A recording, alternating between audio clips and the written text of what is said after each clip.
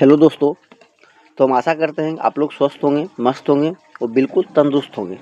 दोस्तों आज की क्लास में हम लोग लेके आए हैं class 10th biology and physics दोनों का कमांडिंग ऑब्जेक्टिव, जो आपके एग्जाम के व्यू से बहुत ही इंपॉर्टेंट है।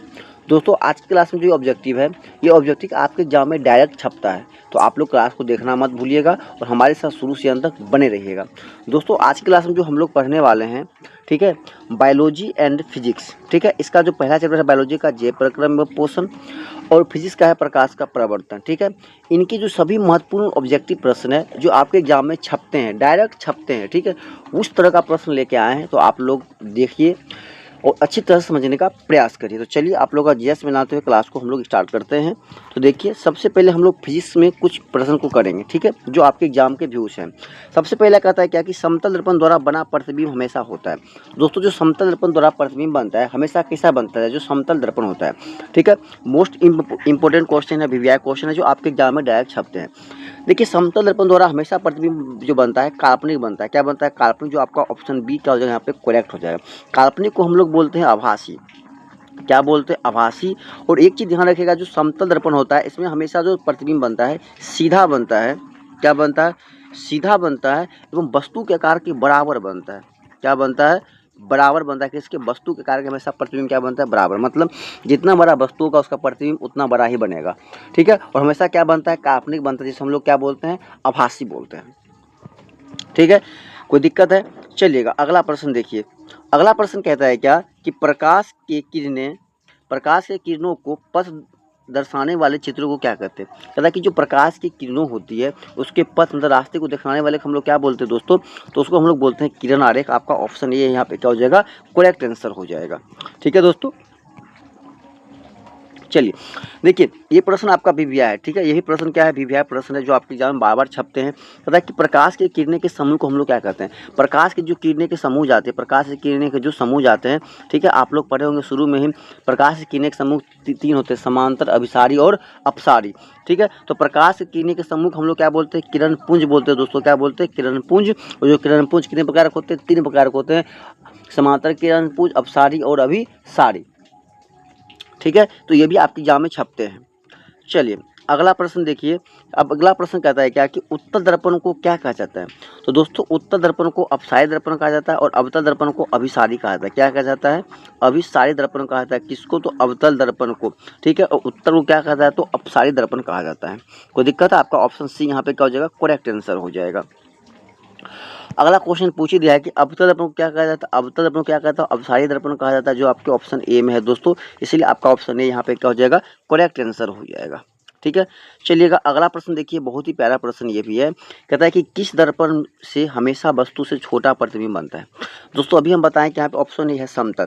समतल में क्या होता है? हमेशा बराबर बनता है। क्या बनता है? बराबर प्रतिबिंब बनता है, ठीक है। तो आपका ऑप्शन ए तो होगा नहीं, ठीक है। उत्तल जो होता है ऑप्शन बी यहाँ पे हो जाएगा, मेरा करेक्ट आंसर हो जाएगा उत्तल।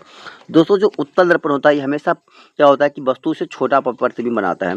दोस्तों जो अवतल होता है ये छोटा भी बनाता है और बड़ा भी बनाता है, ठीक है। छोटा भी बनाता है, बड़ा भी बनाता है और बड़ा भी बनाता है, इसीलिए अवतल दर्पण भी नहीं होगा। तो आपका ऑप्शन बी यहाँ पे उत्तल करेक्ट हो जाएगा, ठीक है।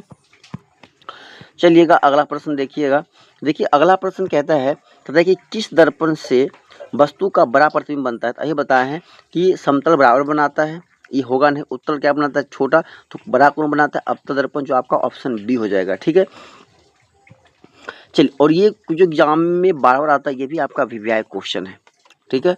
चलिएगा अगला देखिएगा। अगला कहता है क्या कि परावर्तन के नियम से निर्धारित होता है। मतलब प्रकाश के परावर्तन के नियम से निर्धारित होता है। तो प्रकाश के परावर्तन क्या होता है? तो आपतन कोण बराबर क्या होता है? परावर्तन कोण, अर्थात आई बराबर क्या होता है? आर होता है, जो कि आपके ऑप्शन ए में दिया हुआ है। इसीलिए ऑप्शन नंबर ए आपका क्या हो जाएगा? करेक्ट आंसर हो जाएगा। अगला प्रश्न कहता है कि ये भी आपके एग्जाम में छपता है, ठीक है। कहता है कि काल्पनिक प्रतिबिंब होता है। जो काल्पनिक प्रतिबिंब होता है वो हमेशा कैसे? सीधा बनता है, उल्टा बनता है, या दोनों। तो जो काल्पनिक मतलब होता है कि आभासी। जो क्या होता है? आभासी, तो दोस्तों आभासी प्रतिबिंब होता है हमेशा ऑलवेज क्या बनता है, सीधा बनता है। ऑलवेज क्या बनता है, सीधा बनता है, जो कि ऑप्शन ए में है, इसीलिए ऑप्शन नंबर ए आपका क्या हो जाएगा, करेक्ट आंसर हो जाएगा। चलिएगा दोस्तों अगले प्रश्न की ओर। अगला प्रश्न कहता है क्या कि गोलीय दर्पण में फोकसांतर एवं वक्रता त्रिज्या के बीच क्या समय होता है, अर्थात एफ और आर के बीच में क्या समय होता है। तो एफ बराबर होता है आर बटे का 2 होता है, तो आर बराबर कितना हो जाएगा, 2f बराबर कितना हो जाएगा, आर हो जाएगा। तो आर बराबर कितना हो गया, 2f, जो कि आप ऑप्शन ए में दिया है, इसीलिए ऑप्शन नंबर ए आपका क्या हो जाएगा, यहाँ पे करेक्ट आंसर हो जाएगा कि आर बराबर 2f। चलिए नेक्स्ट प्रश्न देखिए। नेक्स्ट प्रश्न कहता है क्या कि सोलर कुकर में प्रयोग किया जाता है। दोस्तों सोलर कुकर में किसका प्रयोग किया जाता है, तो सोलर कुकर में दोस्तों अवतल दर्पण का प्रयोग किया जाता है, अवतल दर्पण का, इसीलिए ऑप्शन नंबर ए आपका यहाँ पे क्या हो जाएगा, करेक्ट आंसर हो जाएगा, ऑप्शन नंबर ए हो जाएगा। अगला दोस्तों यहाँ पे कहता है क्या, कहता है कि वह गोलीय दर्पण जो बाहर की तरफ वक्रित हो कहलाता है। कहता है कि जो बाहर की तरफ वक्रित होता है दोस्तों क्या कहलाता है, तो उत्तल दर्पण कहलाता है। जो बाहर की तरफ वक्रित होता है वो क्या कहलाता है, उत्तल दर्पण कहलाता है। ठीक है, जो बाहर की तरफ क्या होता है, वक्रित होता है, वो क्या कहलाता है, उत्तल दर्पण कहलाता है। ठीक है, तो जो बाहर की तरफ क्या होता है, वक्रित होता है। दोस्तों कहता है कि गोलीय दर्पण के परावर्तक पृष्ठ के केंद्र को दर्पण को क्या कहते हैं हम लोग दोस्तों, दर्पण का ध्रुव कहते हैं। क्या कहते हैं, दर्पण का ध्रुव कहते हैं। ऑप्शन नंबर बी आपको क्या कहता है, कहता है गोलीय दर्पण के परावर्तक पृष्ठ, मान लीजिए क्या हो गया, परावर्तक पृष्ठ हो गया ना। कहता है कि इसके पृष्ठ के केंद्र, जो यहाँ पे केंद्र होता है, तो इसको हम लोग क्या बोलते हैं, ध्रुव बोलते हैं ना, पी। ठीक है, पोल बोलते हैं, ध्रुव इसको क्या बोलते हैं, ध्रुव बोलते हैं। ठीक है, ऑप्शन बी आपका हो जाएगा। कहता है क्या कि गोलीय दर्पण का वक्ता केंद्र को किस अक्षर से निरूपित किया जाता है। वक्ता केंद्र को हम लोग किसे कहते हैं, वक्ता केंद्र, सेंटर। सेंटर का मतलब सी होता है, जो कि आपके ऑप्शन ए में दिया हुआ, इसीलिए आपका ऑप्शन ए यहाँ पे क्या हो जाएगा, करेक्ट आंसर हो जाएगा सी। ठीक है, सी से दर्शाते हैं। अगला प्रश्न कहता है क्या, अगला प्रश्न देखिए दोस्तों, कहता है क्या कि दंत विशेषज्ञ मरीजों के दांतों का बड़ा प्रतिबिंब देखने के लिए किस दर्पण का उपयोग करते हैं। दोस्तों वो भी करते हैं किसका, तो अवतल दर्पण का उपयोग करते हैं। किसका, अवतल दर्पण, सॉरी किसका करता है, अवतल दर्पण का उपयोग करता है।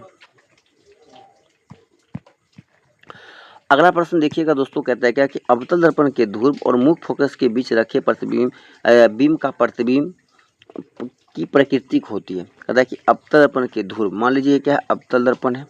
ठीक है, ये क्या है, अवतल दर्पण है ना। कहता है कि इसके ध्रुव, ये हो क्या हो गया, ध्रुव हो गया, और कहता है कि इसके फोकस के बीच में यदि कोई वस्तु यहाँ पे रखते हैं तो इसका प्रतिबिंब कैसा बनेगा। दोस्तों इसका प्रतिबिंब कहाँ बनता है, आपको पता है कि दर्पण के कहाँ बनता है, पीछे बनता है। दर्पण के कहाँ बनता है, पीछे बनता है। दर्पण के कहाँ बनता है, पीछे बनता है। काल्पनिक एवं क्या बनता है, सीधा बनता है। काल्पनिक एवं सीधा बनता है, जो कि आपके ऑप्शन सी में है, इसीलिए ऑप्शन नंबर सी आपका यहाँ पे क्या हो जाएगा, करेक्ट आंसर हो जाएगा। ठीक है, चलिएगा अगला देखिएगा। अगला प्रश्न कहता है क्या कि अवतल दर्पण के मुख्य फोकस पर रखे बीम का प्रतिबिंब की स्थिति होती है। कहता है कि जो अवतल दर्पण है उसके मुख्य फोकस पे अगर कोई वस्तु रखा है तो उसका प्रतिबिंब कहाँ बनेगा, तो अनंत पे बनता है। ऑप्शन नंबर सी आपका क्या हो जाएगा, करेक्ट आंसर हो जाएगा। चलिएगा अगला देखिएगा, प्रश्न कहता है क्या, कहता है कि अवतल दर्पण के सामने अनंत पर रखे प्रतिबिंब, सॉरी बीम का प्रतिबिंब की स्थिति क्या होगा। कोई वस्तु अनंत पे रखा है तो उसका प्रतिबिंब कहाँ बनेगा, तो दोस्तों फोकस पे बनता है। ऑप्शन नंबर डी आपका क्या हो जाएगा, करेक्ट आंसर हो जाएगा। ठीक है, चलिएगा अगला प्रश्न देखिएगा, कहता है कि प्रकाश का वेग न्यूनतम होता है। दोस्तों प्रकाश का वेग सबसे कम किस में होता है, तो कांच में होता है। किस में होता है, सबसे कम कांच में। न्यूनतम होता है कम, सबसे अधिक किस में होता है दोस्तों, तो निर्वात में। सबसे अधिक किस में होता है, निर्वात में। सबसे कम किस में हो गया, कांच में हो गया।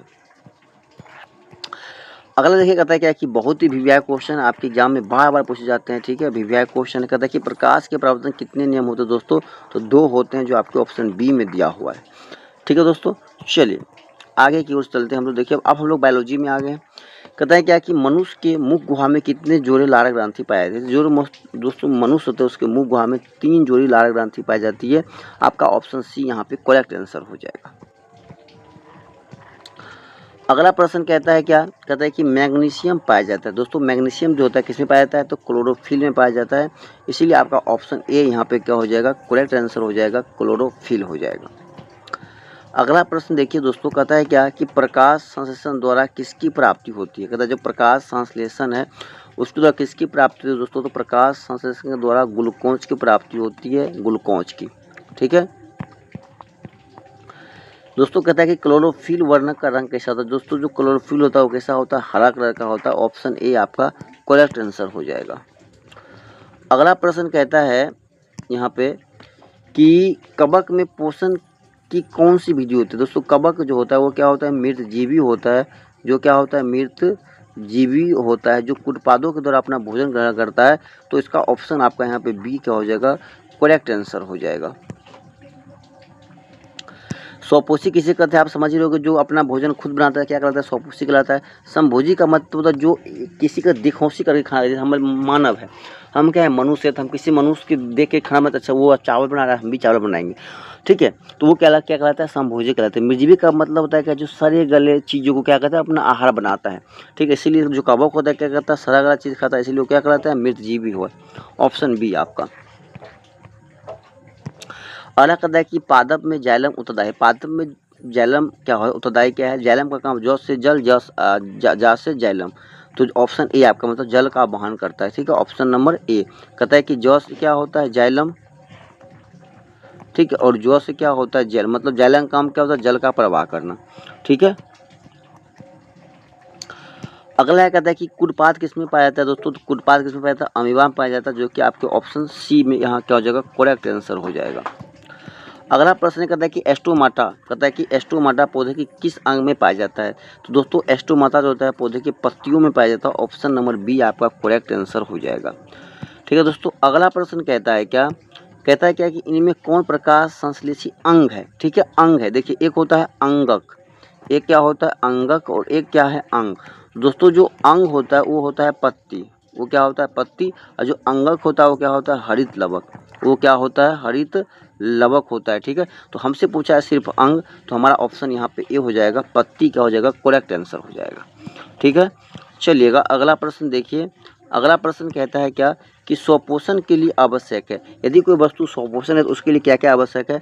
तो क्लोरोफिल है ही, कार्बन डाइऑक्साइड में जल भी है, सूर्य का प्रकाश भी है, मतलब उपरोक्त सभी हो जाएगा। आपका ऑप्शन डी यहाँ पे क्या हो जाएगा, करेक्ट आंसर। मतलब इन सभी चीज़ों का स्वपोषी पोषण के लिए आवश्यक होता है। क्लोरोफिल भी लगता है, कार्बन डाइऑक्साइड एवं जल भी लगता है, सूर्य का प्रकाश लगता भी अपना पोषण कर पाता है। अगला प्रश्न कहता है क्या कि जठर ग्रंथि कहाँ पाई जाती है। कहते हैं जठर ग्रंथि जो होता है कहाँ पाई जाती है दोस्तों, तो वो अमाशय में पाया जाता है। आपका ऑप्शन डी यहाँ पे करेक्ट आंसर हो जाएगा। चलिएगा अगला प्रश्न कहता है क्या कि प्रकाश संश्लेषण होता है। प्रकाश संश्लेषण दोस्तों सिर्फ और सिर्फ दिन में होता है। ऑप्शन बी करेक्ट आंसर हो जाएगा। अगला प्रश्न कहता है क्या कि प्रकाश संश्लेषण क्रिया में ऑक्सीजन बाहर निकलता है। तो दोस्तों ऑक्सीजन कहाँ से बाहर निकलता है, तो जल से निकलता है। आपका ऑप्शन ए यहाँ पे क्या हो जाएगा, करेक्ट आंसर हो जाएगा। चलिए दोस्तों अगले प्रश्न की ओर। कहता है क्या कि प्रकाश संश्लेषी अंगक, अभी बताए थे ना, अंग होता है पत्तियां और अंगक क्या होता है हरित लवक होता है। आपका ऑप्शन बी यहाँ पे क्या हो जाएगा, करेक्ट आंसर हो जाएगा। चलिएगा अगला प्रश्न कहता है क्या, कहता है कि मनुष्य के शरीर, कहता है कि मनुष्य के शरीर की सबसे बड़ी ग्रंथि क्या है दोस्तों, तो लीवर है। यकृत सबसे क्या है बड़ी ग्रंथि है मनुष्य का। ऑप्शन ए आपका करेक्ट आंसर हो जाएगा।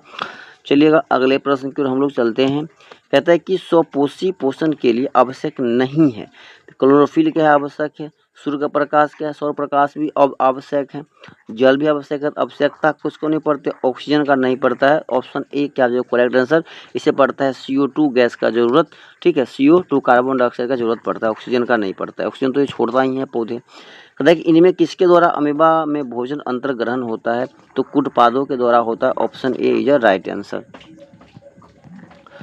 अगला कहता है क्या कि पाचन क्रिया पूर्ण होती है। तो पाचन क्रिया जो होती है भी किसमें पूर्ण होती है, तो छोटी आंत में पूर्ण होती है।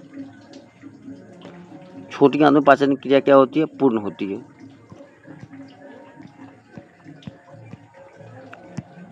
कहता है कि छोटी आंत की दीवार में पाई जाने वाले ग्रंथियों का स्त्राव को हम क्या बोलते हैं, आंतरस और सक्स एंटेरिक्स दोनों बोलते हैं। ऑप्शन नंबर डी हो जाएगा, ए एवं बी। आंतरस भी कहते हैं और सक्स एंटेरिकस भी कहते हैं, इसीलिए ए और बी दोनों हो जाएगा, जो आपके ऑप्शन डी में दिया हुआ है। अगला प्रश्न कहता है कि एक वयस्क मनुष्य में कितने दांत होते हैं दोस्तों, तो एक वयस्क मनुष्य में 32 दांत होते हैं, जो आपके ऑप्शन सी में दिया हुआ है।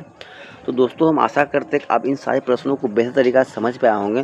दोस्तों आपको पता चल गया होगा सभी क्वेश्चन किस लेवल का है। ठीक है।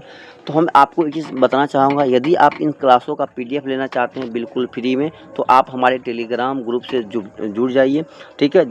जिसका नाम है क्या है कि BSEB Bihar school examination board, ठीक है। ऑल सब्जेक्ट PDF क्या है, ऑल सब्जेक्ट PDF आप सर्च करिएगा, वहाँ से मिल जाएगा, या चैनल का लिंक इस ग्रुप में वीडियो के डिस्क्रिप्शन में डाला हुआ है, आप वहाँ से जाके ज्वाइन कर सकते हैं और हर क्लास का PDF बिल्कुल फ्री में पा सकते हैं, ठीक है। और हर क्लास 10th के लगभग में सभी सब्जेक्ट का PDF, ठीक है, सब्जेक्टिव ऑब्जेक्टिव हर तरह का जो भी क्वेश्चन आपके यूट्यूब पे कराया जाएगा सभी का PDF बिल्कुल फ्री में उपलब्ध कराया जाएगा। तो आप लोग जुड़ना ना भूलें, जुड़े और अपने दोस्तों को बीच शेयर करें, ठीक है। दोस्तों हम आज की क्लास को यहीं पर समाप्त करते हैं, तब तक के लिए जय हिंद जय भारत।